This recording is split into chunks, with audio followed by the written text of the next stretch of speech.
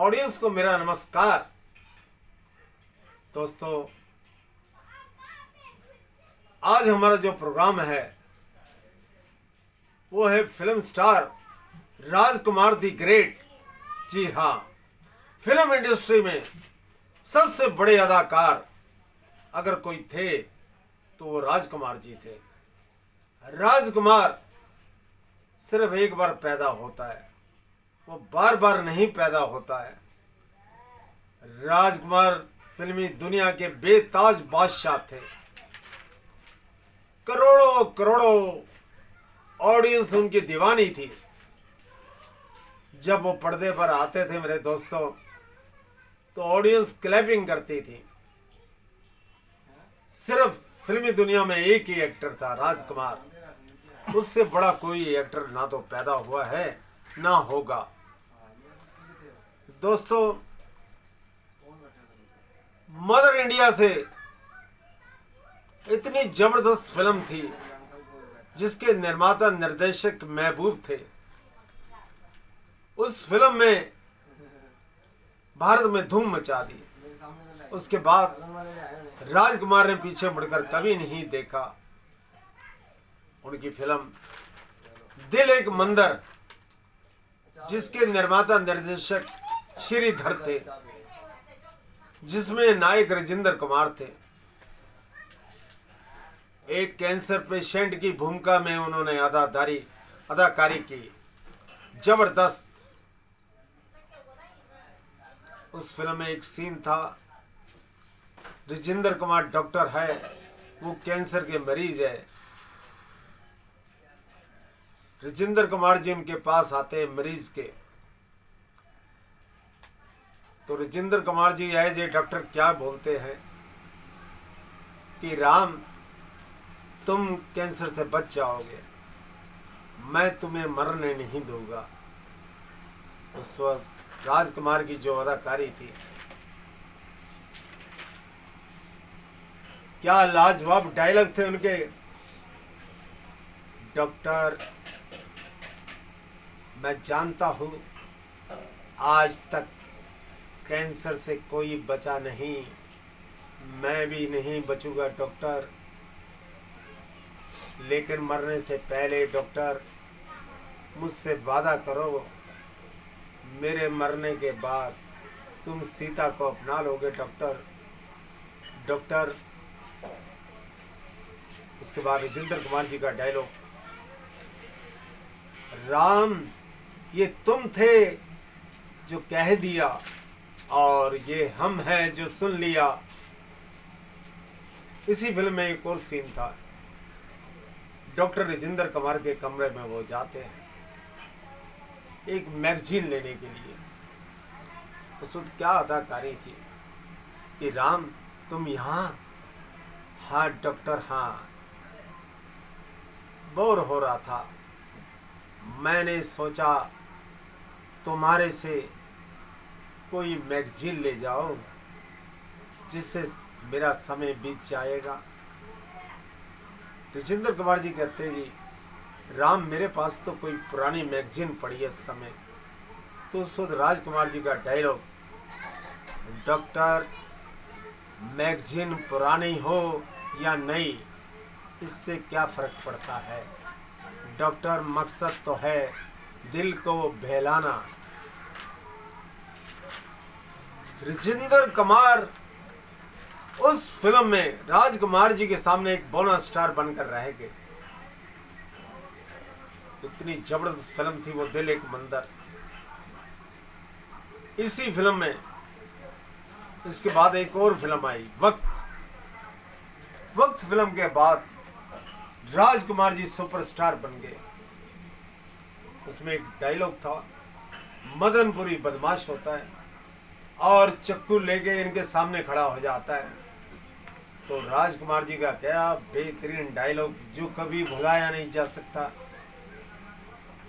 शमशेर सिंह, ये बच्चों के खेलने का खिलौना नहीं, हाथ पे लग जाए तो खून निकल आता है, लाओ इसे हमें दे दो। ऑडियंस की क्लैपिंग होगी इस सीन पे। राजकुमार जी की डायलॉग्स की वजह से ये फिल्म सुपर हिट हो चुकी थी। एक इसी फिल्म में वो एक और सीन है, रहमान साहब इस फिल्म में चुनाई सेठ का रोल अदा कर रहे हैं। राजकुमार जी आते हैं, उसमें उनका एक बेहतरीन डायलॉग, चुनाई सेठ जिनके अपने घर शीशे के होते हैं वो दूसरों के घरों पर पत्थर नहीं फेंका करते। इन दो डायलॉग्स ने वक्त फिल्म को सुपर हिट कर दिया। इसी तरह एक फिल्म उनकी आई तिरंगा। तिरंगा फिल्म में उनके डायलॉग्स ने इस फिल्म को सुपर हिट कर दिया। तिरंगा फिल्म में एक सीन है जिसमें उनके डायलॉग से एंट्री शुरू होती है।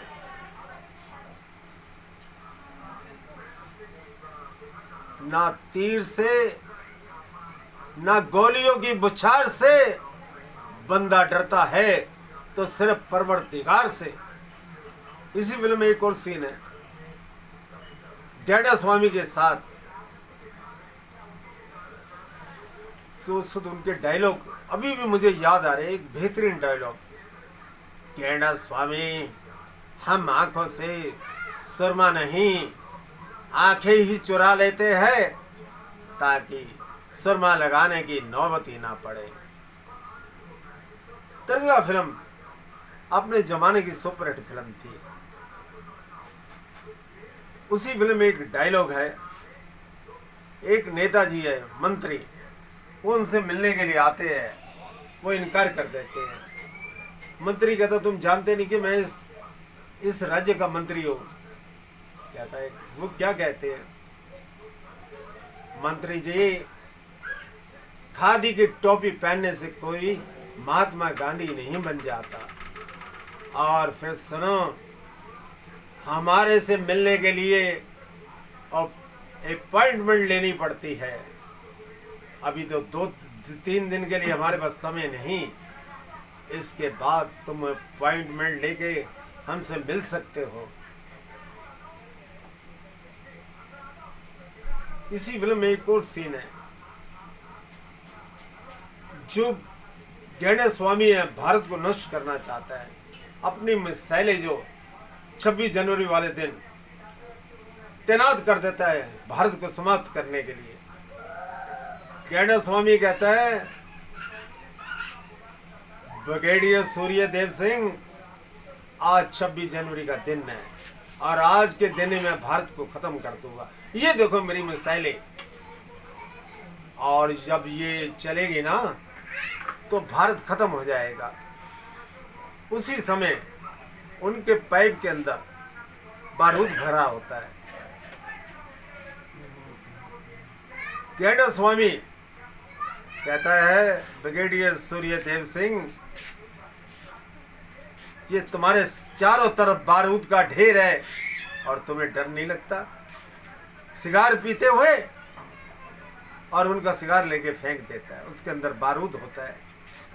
और उसी की आड़ में मसालों के डिफ्यूज कनेक्टर राजकुमार जी उतार लेते हैं। अब वो अपने कैप्टन को कहता है कि मसाले स्टार्ट करो हिंदुस्तान को खत्म करने के लिए। वैज्ञानिक कहते हैं डैडा स्वामी इसके डिफ्यूज कनेक्टर काम नहीं कर रहे, हम कोशिश कर रहे हैं। तो ब्रिगेडियर सूर्यदेव सिंह यानी कि राजकुमार हंसते हैं, डैडा स्वामी हम जानते थे तुम हमारे पाइप को हमारे मुंह से छीन कर फेंकोगे, तुम जानते नहीं उसके अंदर बारूद भरा पड़ा था। और जब धुआं उड़ा तो उसी की आड़ लेकर हमने तुम्हारी मिसाइलों के डिफ्यूज कनेक्टर निकाल लिए और ये देखो डिफ्यूज कनेक्टर हमारे हाथ में है, अब इनमें हवा ही हवा है, ये मिसाइलें अब नहीं चलेगी। और सुनो तुमसे तो हम निबड़ लेंगे। डैडा स्वामी को मौत के घाट उतार देते हैं ब्रिगेडियर सूर्यदेव सिंह और उस मंत्री को कहते हैं, वो भागने लगता है। प्रधानमंत्री का ख्वाब लेने वाले मंत्री, भाग कहाँ रहे हो? ब्रिगेडियर सूर्य देव सिंह का सलाम तो लेते जाओ। तिरंगा फिल्म अपने जमाने की सुपरहिट फिल्म थी। हम राज फिल्म में सुनील दत्त नायक थे, लेकिन राजकुमार की अदाकारी के सामने सुनील दत्त टिक नहीं पाए। उनके सामने धर्मेंद्र हो, कोई भी बड़े से बड़ा कलाकार आया, वो टिक नहीं पाया। जिस तरह सूर्य के सामने तारे टिक नहीं पाते, एक सूर्य की रोशनी के सामने लाखों तारे उसका मुकाबला नहीं कर सकते, ऐसे थे राजकुमार। एक फिल्म आई उनकी कुदरत, जिसके नायक राजेश खन्ना थे। वो अपने जमाने की सुपरहिट फिल्म थी, जिसके प्रोड्यूसर नहीं, जिसके डायरेक्टर चेतन अनंत थे, देव सब के बड़े भाई। उस फिल्म के उनके डायलॉग, एक सीन है, फिल्म के कलाकार राजेश खन्ना अटैची में कुछ कपड़े वगैरह बांध करके उनके बगल से बाहर जाने के लिए तैयारी कर रहे हैं। इतने में राजकुमार जी नॉक करते हैं और अंदर घुस आते हैं। अब नमस्कार करना भी भूल गए। जनाब को मुखालता ना हो कि चौधरी जनक सिंह अपनी बेटी के टूटे हुए दिल की फरियाद लेकर हजूर के सामने हाजिर हुआ है। हम तो महज ये पूछने के लिए आए, उस रात महफिल में जो तमाशा हुआ उसके बारे में तुम्हें क्या कहना है? मैं क्या बताऊं, राजकुमार की शैली के सामने राजेश खन्ना टिक नहीं पाया, बिल्कुल टिक नहीं पाया। इसी फिल्म में एक और सीन था, वो अपने कमरे में अपनी टेबल पर कुछ लिखा पढ़ी कर रहे, इतने में राजेश खन्ना की एंट्री होती है। राजेश खन्ना के कदमों के हेड सुनकर वो आंखें ऊपर उठाकर देखते उसकी तरफ। आओ बरखरदार आओ, हम जानते थे तुम जरूर आओगे, तुम्हें अपनी गलती का एहसास होगा, हमने तुम्हें माफ कर दिया। हम जानते हैं हमारी बेटी करना भी तुम्हें माफ कर देगी। आखिर जवानी में गलती किससे नहीं होती? अगर तुमसे गलती हो गई तो कौन सा क़यामत का पहाड़ टूट पड़ा। राजेश खन्ना जी उनको पुरानी यादें दिलाते हैं। उस वक्त उनका डायलॉग है, खून किसका खून किसने बेकाया है तुम्हें, तुम बके जा रहे हो और हम सुने जा रहे हैं। बदतमीज, एक चाटा मारते हैं राजेश खन्ना के मुंह पर। राजेश खन्ना घर से बाहर निकलने के लिए तैयारी करता है। उसको उनका डायलॉग था,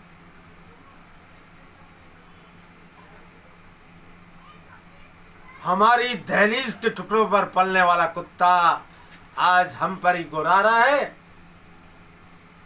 बेटी हम पर झूठा इल्जाम लगाने के लिए आया था।